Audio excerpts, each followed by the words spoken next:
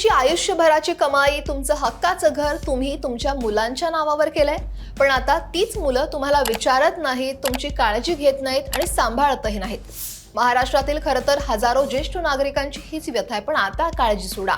मुंबई उच्च न्यायालयाचा एक ऐतिहासिक निर्णय तुमच्यासाठी आशेचा किरण घेऊन आलाय. नेमकं हे प्रकरण काय आहे हे सगळ्यात आधी जाणून घेऊयात. तर मुंबईच्या लोअर परळमधील एका 68 वर्षीय सराफा व्यावसायिकाच्या प्रकरणात हा निर्णय देण्यात आलाय. त्यांनी 2005 मध्ये एक फ्लॅट खरेदी केलेला आणि तब्बल 18 वर्षांनंतर म्हणजेच मे 2023 मध्ये तो फ्लॅट आपल्या 42 वर्षाच्या मुलाच्या नावावर बक्षीसपत्राद्वारे केला.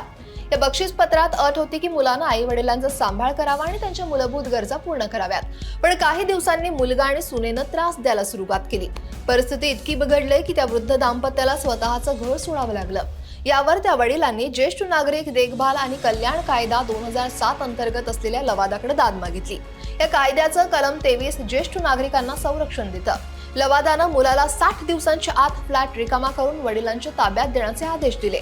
प्रकरण इथेच नाही थांबलं. लवादाच्या या आदेशाविरोधात मुलानं मुंबई हायकोर्टात धाव घेतली आणि मुलाचा युक्तिवाद होता की त्याचे वडील आर्थिकदृष्ट्या सक्षम आहेत आणि स्वतःचा खर्च उचलू शकतात, त्यामुळे त्यांना मालमत्ता परत मिळवण्याचा हक्क नाहीये.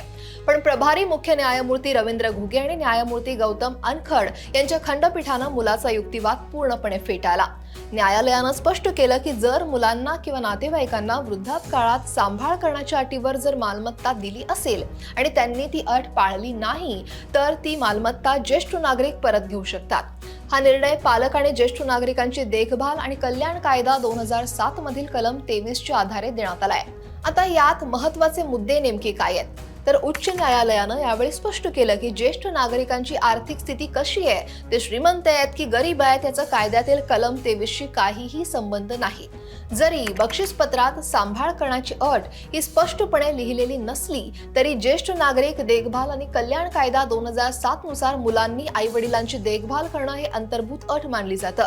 जर मालमत्ता हस्तांतरित केल्यानंतर मुलानं आई वडिलांच्या मूलभूत गरजा आणि शारीरिक गरजांची काळजी घेतली नाही तर ते हस्तांतरण फसवणुकीनं किंवा बळजबरीनं केलंय असं मानलं जाईल आणि ते रद्द करण्याचा अधिकार हा पूर्णपणे लवादाला आहे. या निर्णयामुळे मुलांनी आपली मालमत्ता नावावर करून घेतल्यानंतर जर आई वडिलांचा सांभाळ करायला नकार दिला तर ती मालमत्ता परत मिळवता येते.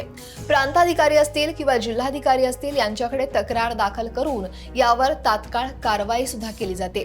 तर ही भेटपत्र रद्द करण्याची प्रक्रिया नेमकी काय आहे? सगळ्यात आधी तर ज्येष्ठ नागरिकांनी जिल्हाधिकारी कार्यालयात देखभाल न्यायाधिकरण म्हणजेच मेंटेनन्स ट्रिब्युनल यांच्याकडे लेखी अर्ज सादर करायचा असतो. त्यानंतर मुलांनी किंवा मालमत्ता मिळालेल्या व्यक्तीनं तुमचा सांभाळ केला नाही, तुम्हाला त्रास दिला याचे पुरावे त्या अर्जासोबत जोडावे लागतात. त्यानंतर न्यायाधिकरण हे दोन्ही बाजू ऐकून घेतात आणि परिस्थितीचा अभ्यास हा पूर्णपणे केला जातो. आणि त्यानंतर जर मुलांनी ज्येष्ठ नागरिकांचा सांभाळ केला नाही हे सिद्ध झालं तर न्यायाधिकरण भेटपत्र रद्द करण्याचा आदेश देऊ शकतं. हा कायदा आणि उच्च न्यायालयाचा हा निर्णय हे सर्व ज्येष्ठ नागरिकांसाठी एक मोठं सुरक्षा कवच आहे. तुमचं कष्टार्जित घर आणि सन्मान कोणीही हिरावून घेऊ शकत नाही हे यातून स्पष्ट होत आहे. हा व्हिडिओ जास्तीत जास्त लोकांपर्यंत शेअर करा जेणेकरून प्रत्येक ज्येष्ठ नागरिकाला त्यांच्या हक्कांबद्दल माहिती मिळेल आणि या निर्णयामुळे त्यांना आधार मिळेल, त्यांचं आयुष्य सुरक्षित होईल. हा महत्त्वपूर्ण निर्णय तुम्हाला कसा वाटतोय? कमेंट नक्की करा आणि लोकमत सबस्क्राईब करायला विसरू नका.